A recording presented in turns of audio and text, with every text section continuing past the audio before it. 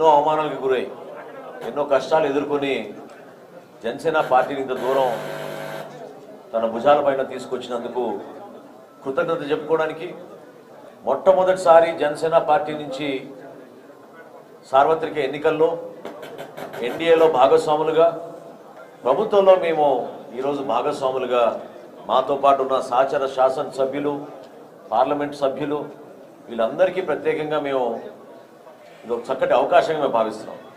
ఇందాక పార్లమెంట్ సభ్యులు ఉదయ్ గారు చెప్పినట్టు కేవలం ఆంధ్రప్రదేశ్ నుంచే కాదు తెలంగాణ నుంచి కూడా చాలామంది యువత వస్తారు.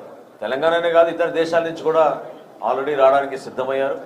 ప్రతి ప్రాంతం నుంచి ఆ విధంగానే ఆసక్తిగా ఎంతో అభిమానంతో ప్రతి ఒక్కరూ కూడా నడుచుకుంటూ వస్తున్నాం. ఎక్కడ కూడా మీరు గమనించాల్సింది స్వార్థం లేని ప్రయాణం. ప్రజల కోసం సమాజం కోసం అంతిమంగా భావితరాలకు ఉపయోగంగా పార్టీని నిర్మాణం చేసుకుంటూ పవన్ కళ్యాణ్ గారు ఇంత దూరం తీసుకొచ్చారు. ఈ సందర్భంలో మాకు బాధ్యత పెరిగింది. ప్రభుత్వంలో ఉన్నాం. ప్రతి సమస్య గురించి మేము పరిష్కారం చేయడానికి సిద్ధంగా ఉండాలి. అదేవిధంగా ప్రజలు కోరుకునే విధంగా పరిపాలన అందించాలి. ఇది ఒక కష్టమైన పరిస్థితి. ఎందుకంటే ఆర్థిక ఇబ్బందులు ఉన్నా కూడా ప్రభుత్వం నుంచి మేము చాలా జాగ్రత్తగా నడుపుకుంటూ ముందుకు తీసుకెళ్లాల్సిన బాధ్యత మా అందరిపైన ఉంది.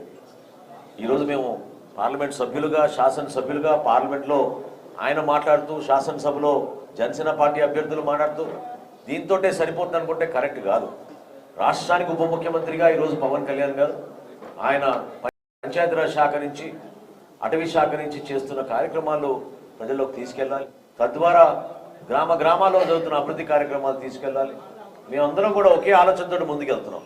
పిఠాపురం ప్రజలకి కృతజ్ఞత తెలుపుకోవడానికి రాజకీయాల్లో నిస్వార్థం లేని ప్రయాణం చేసే వ్యక్తికి అంత అభిమానంతో ఆదరించి గెలిపించినందుకు ఈ సభని అంకితం చేస్తూ ప్రజలకి మరింత దగ్గరయ్యే విధంగా మేము సిద్ధమవుతున్నాం.